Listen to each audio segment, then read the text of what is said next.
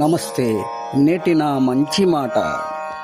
సృష్టి అంత నిండి సృష్టి కారణమైన శక్తి ఒకటి కలదు శాశ్వతముగా.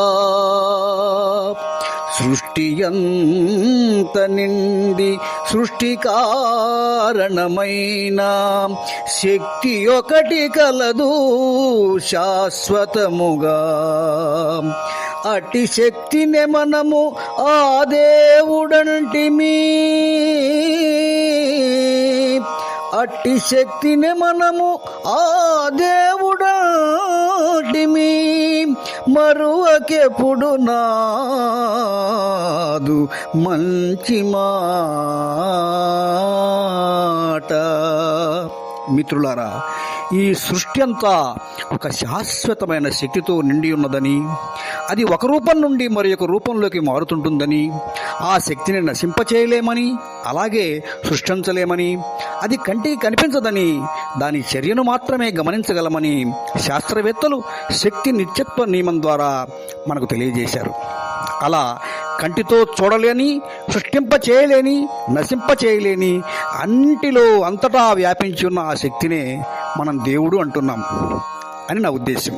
ఇక దేవుళ్ళ పేర్లు, రూపాలు ఎవరి మతం అంటే ఇష్టం, వాళ్ళ ఇష్టానుసారంగా వారు ఏర్పరచుకున్నవే.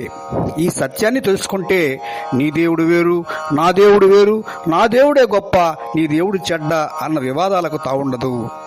ఇదే భావాన్ని ప్రకటిస్తూ భాగవతంలో పోతన గారు భగవంతుణ్ణి ఇలా సంబోధించాడు.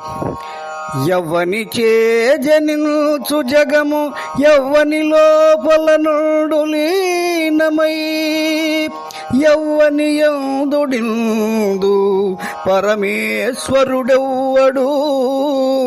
మూల కారణం వెవ్వడు, అనాది మధ్యలయుడెవ్వడు, సర్వము తానయైన వాడెవ్వడు, వానిన్ ఆత్మభవం ఈశ్వరునే